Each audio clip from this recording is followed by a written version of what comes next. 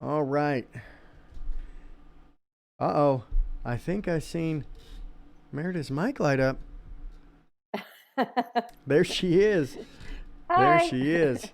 How are you doing, ladies and gentlemen? Miss Meredith. Now, do you have your cam going? I don't see your cam here. Oh, do I need to turn on video? Yeah. Um, there we go. Yeah, let's go ahead and fire that up. All right, ladies and Yeah. gentlemen, we have Miss Meredith here, and she is a senior manager of national walks with the AFSP. She is also the charity stream manager, so she is a lady of many hats. Say hello to Miss Meredith. How you doing? Hello. How are you? I'm doing good. I'm doing good. I'm excited. This is the second year that I've hosted this event, and it's always a blast. I enjoy doing this stuff. Um, and for a good cause, for a good cause. You know, like last year we did controllers for disabled individuals that can't use a regular controller. A company makes special controllers. We did that, and this year we're doing suicide prevention. And I don't need to tell you. I think a lot of people know that during this time of year, it is a graver threat than other times in the year. And so we're excited to have you here, somebody that deals with these kind of issues. So tell us what you do as the senior manager of National Walks and the charity stream manager. Yeah. Yeah, I'm exactly that, the senior manager of the walks, and it's the community walks across the country, the campus walks, and the overnight walk that happens in the spring every year. Obviously, it was very different this year, but we made them happen no matter what. So virtually, for the most part. And I, from the national office, just run everything that happens across the country and help the chapters that are in every state run those walks from the national office. And it's our biggest fundraising event.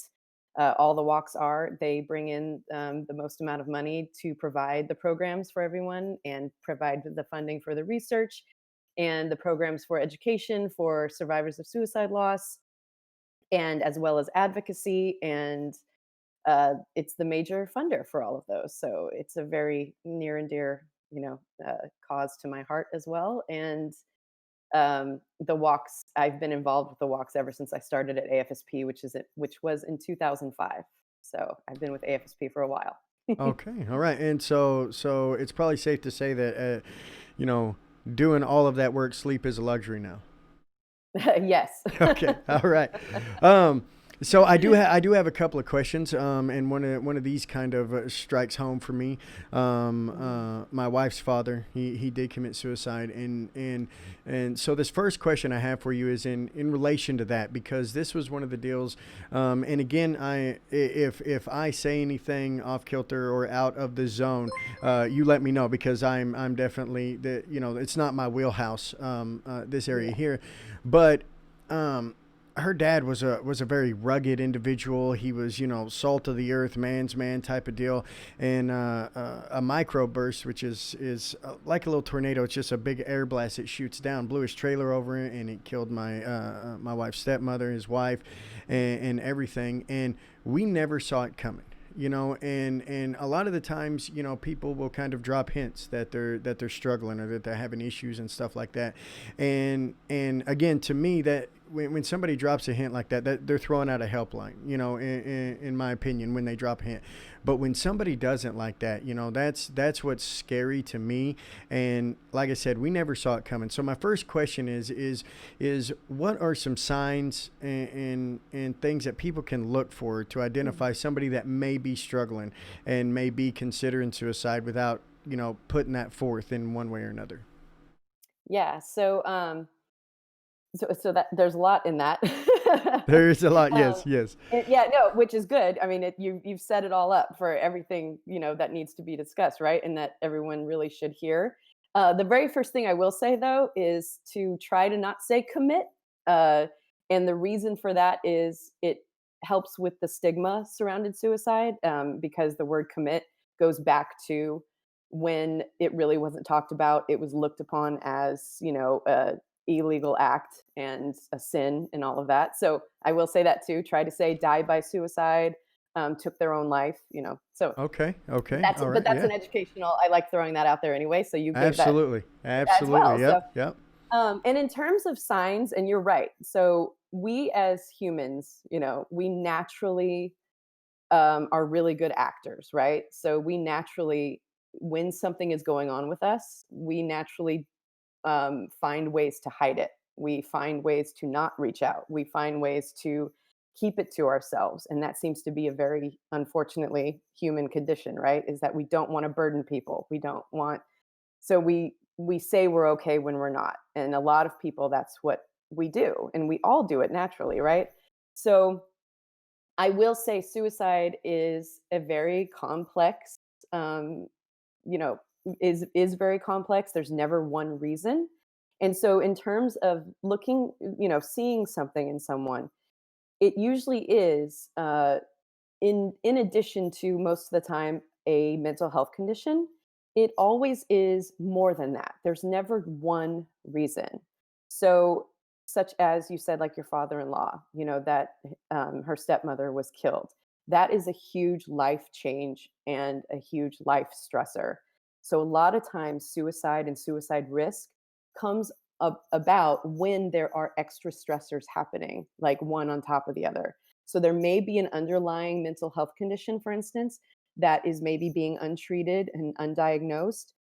But then when other life stressors start happening and then help isn't coming to that person or they aren't reaching out for help, that is a good indication that it's a good time to reach out. So such as the death, not that he didn't have people reaching out, but that would be a really huge, thing happening on top of that. And if something else was kept on happening on top of that. So maybe losing the home, and I'm not talking about him specifically, but that's when also like money issues start happening. So that on top of like grief, on top of maybe depression, on top of, who knows, finding a new home, so all of these stressors, if they aren't being addressed and someone isn't getting help for those stressors, that is what then will lead to suicide risk. And so those are kind of, I always tell people, we those are the kind of stressors that people don't reach out for, like Mm-hmm. the money issues, the unemployment, everything. Everyone feels they need to take that on to themselves, but those piling on top of themselves is what can lead to suicide risk. And that, yeah, I And was thinking that same thing. Like those are things that, everybody struggles with at one point or another. So I could see how somebody would feel like, well, I don't need to reach out because this is normal for people to struggle with these things. But like you said, if it just piles on, you get one thing after another. I'm sure there's a point to where, that one more thing that gets added on, that's the straw that broke the camel's back. Um, exactly, exactly. And I will say too that that's why a lot of people will say, "Oh, that is what did it," but mm-hmm. no, maybe that one big thing that happened, like you said, the straw that broke the camel's back, maybe was the final stressor that this person just could not, it was too much. And a lot of people, I will say too, I always use these platforms as a way to say, like, some of the things I hate to hear when people speak about suicide is that it's a selfish act. It is not a selfish act at all. It is actually, a lot of times people think I'm getting rid of the burden that I am on everyone. I'm actually doing everybody a favor when I'm doing this, so it's not selfish and it's definitely not weak. It's, we try to tell people, it's not weak to reach out for help. It's not weak to get help and tell someone you're struggling and that you need help, and to tell someone like, hey, I don't necessarily have a mental health condition, but I cannot handle all these things that are happening and I need someone to help me. And to realize that that is part of it. That is part of leading to suicide and suicide risk. So then that's where the complicated part comes in, And like we said, many people try to hide it. And then that's when the other warning signs, such as, um, so if you see that if someone is really struggling and going through a lot of life changes, a big life changes are huge, signs, like it's like death in the family, unemployment, which is what a lot of people are going through right now, right, Mm-hmm. with COVID, and big life changes, big moves, change in relationships, divorces, breakups, um, And another reason why like such like military families go through and military suicide is really high is because they're coming back from active duty. Their whole world has changed. Maybe their relationship is ending. There are so many factors that are coming in on this person, and they really don't know how to handle it. So And speaking um of that, we have later on we have a guest coming up who works for stackup.org. I don't know if you're familiar with oh them, but yeah, they yeah. they do a lot of veterans, and he's a real good buddy of mine. I've known him for a good long time. We've had a lot of serious talks at different events, and he is very that's one of the things that they focus on is the mental health of veterans and things like that. Yes, they So do, and they're that great. is that is a huge risk for our veterans because they take on a lot that I think people don't understand, things that we couldn't understand. And so Yeah. I think that's very important. Well, let's jump into the next question. And this one I think is Sure. I I'm not sure myself. I mean, I do a lot of shoutcasting. I do a lot of talking. I talk to a lot of people throughout my day. I'm good at talking and listening to people, but I'm really curious on if you are if you encounter somebody that you can see is struggling, and suicide may be something that is, you get the feeling that might be an option that they have in their mind. What are some do's and don'ts when talking to somebody like that? Or when talking to somebody that is struggling, because you know I get a lot of people probably fear. A lot of people might withdraw because they might be scared to death that they might say that one thing that's going to, even though they're trying to help with everything that they have, they may say something that just backfires on them, or is that last thing, and so that might have people reserved. So what are some do's and don'ts in a situation like that? Yeah. Yeah, so I will say too, it is all about, first of all, listening. And when you do reach out to that person, it is, so I'll get to the don'ts in a second, but it's very much to say, hey, I'm noticing these changes. And it's okay to say the changes you're noticing, say like, hey, I'm noticing you're being much more reserved. Right now, if you can meet in public together, to be like, I noticed you're no longer coming to like the group, events or the virtual happy hours, or, and really like pinpoint it and say like, hey, I've noticed, you're really talking down to yourself on social media or on text message, or I'm noticing you're talking a lot about like how your life isn't worth living. Really pinpoint those as well when you're reaching out to someone. Say, I'm noticing these things, and this is not, I'm worried about you. And it's okay to say, I'm worried about you. And it is okay to ask someone if they are thinking of hurting themselves, or, you can even say the word suicide. Don't be afraid to say the word, because what it does is it actually gets the person outside of themselves and to really, answer the question. Like they may say no, but it's really getting them to start talking. And you really do need to be that person who isn't judging. And that's the big don't, right? Is to not judge.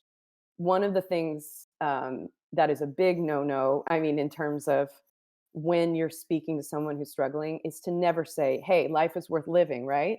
Don't you, what are you doing? What about your family? Are you really thinking about this? Like, why would in the world would you think about this? That is what shuts a person down, and it gets a person to stop talking. So if you Really, that's really, that's good yeah, information. Yeah, like I wouldn't have seen that coming. yeah.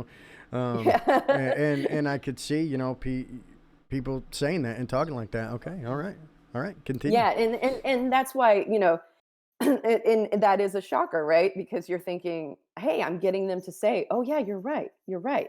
When actually it gets the person to go, "Well, then you have no idea what I'm going through. You have no idea Yeah. what I'm thinking." And that's once again like the another phrase I really hate is that it's a long-term, oh, I'm going to say it wrong probably, but you know, it's a long-term solution to a short-term problem, is what some people say about suicide. Mm-hmm. And I absolutely can't stand that, because try to say that to someone who for a very long time has been suffering with depression, or, Mm-hmm. so they'll say, "What do you mean short-term, problem?" Like Yeah. Yeah. or, like I've had this my entire life, so it's minimizing what the person is going through. And so if you're saying like, "What about this? What about that?" And it may upset them, but it may also make them go, okay, you're right, and I'm not going to talk to you anymore. So that may just shut them down completely when you really want them to open up, because as we know, getting help and treatment and talk therapy and how much that works for people, and because it's getting it out of themselves. And if you really do feel that someone is in a crisis, I don't and a lot of us right now unfortunately can't be near everybody that who we love, and who friends and family. If you really feel they're in a crisis, if you have someone who you can reach out to get them to be with them, it's really important that they're not alone, and that you tell them the crisis text line. It's 741-741, and you text talk, and 1-800-873-talk is the crisis phone number. You can give that to them, but it's much better to make sure that someone is going to be there with them. And you can also tell them, like, I'm going to call 911. That's how worried I am about you. You can do that. It will upset the person at first, but in the long run, if you saved their life, then, that's what matters. Right. Yeah, yeah. So I would rather be somebody be alive than mad. You know what I mean? exactly, You know, exactly. so So, yeah, and it's a I will fair say trade off. too, yeah, exactly, and that's what a lot of people really are afraid of, I will say too, and I totally understand it. A lot of people are very afraid to take that step because, and one of the things that AFSP is trying to change actually is how those who are brought into the emergency rooms, for instance, are treated, because that's what a lot of people are afraid of. Calling 911, how is that person actually going to be treated once they get into the hospital? Hmm. And that is totally valid. And like I said, we're trying to change that. We're educating ER, doctors and nurses and hospitals on how to act and what to do. And um, but once again, it's better that that person is alive than it is for them to be mad at you, for instance, or Yeah. to be mad or to be mad at the system. Hmm. And I will say the system is not perfect. It definitely isn't, because I think every single person on earth, whether you're struggling or not, should go to therapy, for instance.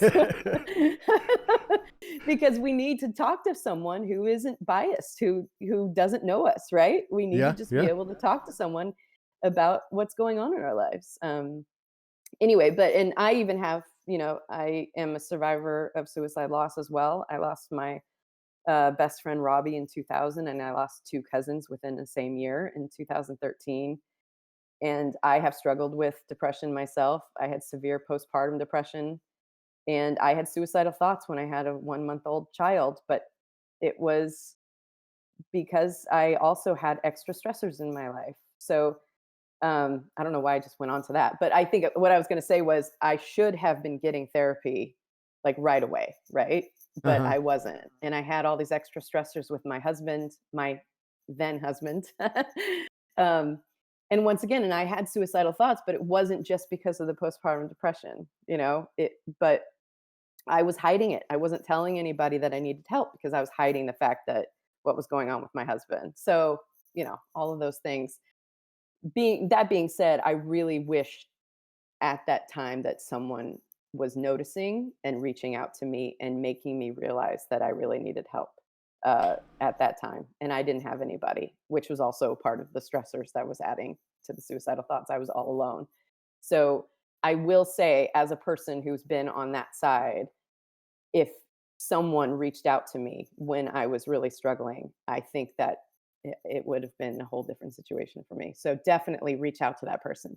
Yeah, and I'll go out on a limb and I'll say that I would say the majority, 90% of the time, the person, wants somebody to reach out to them, whether or not they say it or not, or act like it, or even if they get upset when it does happen.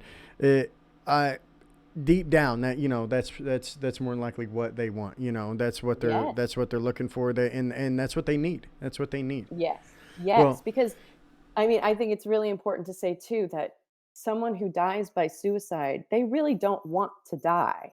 They really want, it's all about ending the pain that they're in. Those who have survived a suicide attempt, anyone out there who, hopefully will agree with me, but obviously I've been with AFSP for a long time. So anyone I've spoken to who has survived an attempt has said it was about getting rid of the pain, and my brain would kept telling me to just do this, to just do this, you don't really want to die.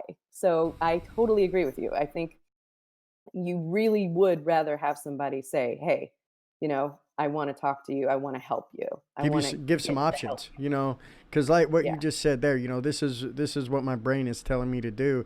And again, you can correct me if I'm wrong here, but I imagine that's because they have all that weight on them, and they don't think they have any other options. They feel like they've hit a dead end. They don't have any other options.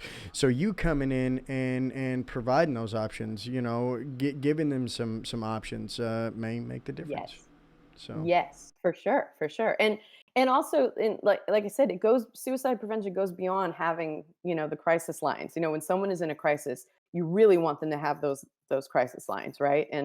Um and also like with streaming, right? And also like bullying and harassment and things like that. Those are stressors as well. Those are, and alcohol, substance abuse and everything. And once again, it's change. It's change in someone's behavior and someone's mood. And if you're noticing any kind of changes, it could be anything. You could just say, "Hey, I'm just reaching out to see if, you're okay." But it goes beyond the crisis line. It really is about going the next step to get the help they need. And if the person is suffering from anxiety or depression, and right now, obviously, as we know, that is something that's happening more so in people who didn't even suffer from depression or anxiety before because Mm-hmm. of the extra stressors that are happening during COVID. So it's really about educating people to see what's going on within themselves, and within others, because we need to see it within ourselves too, right? Yeah, yeah. Well, and you got to It's so think important. those people that are really social normally are Mhm. probably struggling really hard right now because everybody's kind of getting isolated and everything. Um, Yes, for sure. well, Meredith, it has been an absolute pleasure talking to you. We appreciate everything that you and the AFSP do. I think it's amazing, and I think that you guys will reach that 20% goal, that's an ambitious goal. But hey, that's a great ambition to have. Mhm. That's amazing, and I think you guys are going to get there. I hope that with the event that we have going today, if even just one person in here, is reached from what we're doing today, I feel like it's a win in my book. You know what I mean? Oh, So, again, definitely. thank you very much for being here. You're welcome to hang out and watch the stream and see what we got going, and chime in and chat. Talk to some people. Ladies and gentlemen, this is Meredith with the AFSP. Thank you very much, ma'am.